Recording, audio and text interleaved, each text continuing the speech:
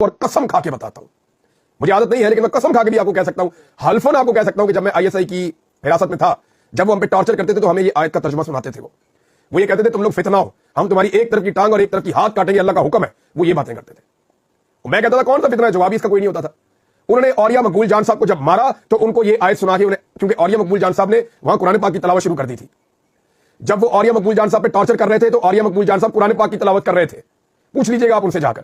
تو انہوں نے ان کا منہ دبایا اور پھر ان کو یہ پڑھ کے بتایا, انہوں نے کہا جی تم فتنہ ہو, تمہارا ایک طرف کا ہاتھ اور ایک طرف کی ٹانگ ہم کاٹ دیں گے. یہ میں سن رہا تھا اور میں چیخ رہا تھا, نہ مارو, بزرگ آدمی ہے, کیوں مارتے ہو, مجھے مارو یہ ڈر جائے گا, مت مارو اسے. تو میرے جو سیل تھا اس کے جنگلے کے آگے والا بھی وہ گھسیٹ کے بند کر دیا, اتنی تکلیف دی انہوں نے. تو یہ آرمی چیف وہی والی آیت سناتے ہیں. لیکن میرا ایک سوال ہے, لوگ بھی پوچھ رہے ہیں کہ کیا قرآن پاک سارا عمران خان کے خلاف یا پی ٹی اے کے خلاف نازل ہوا ہے جو آپ ایک آیت پڑھ کے آپ سناتے ہیں؟ کیا قرآن پاک میں کوئی جھوٹ کے بارے میں کوئی تذکرہ نہیں ہے, دھوکے کے بارے میں کچھ نہیں ہے, کرپشن, بے ایمانی, فراڈ, منافقت, اس کے بارے میں قرآن پاک میں آپ نے کچھ نہیں پڑھا؟ کیا قرآن پاک میں خواتین اور بچوں کے ساتھ جو ناانصافیاں کی گئی, جو ظلم اور جبر اور فسادیت کی گئی, اس کے بارے میں آپ نے قرآن پاک میں کچھ نہیں پڑھا؟ آپ نے خدا خوفی کے بارے میں قرآن پاک میں کچھ نہیں پڑھا؟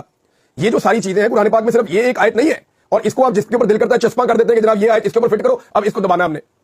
کل ایم کیو ایم کے بارے میں یہ آیت سنائی جاتی تھی, ان کے بھی ایک طرف کے ہاتھ اور پاؤں کاٹ دو, آج وہ اچھے بچے بن گئے ہیں تو وہ ساتھ ہیں. پرسوں کسی اور کے بارے میں سنائی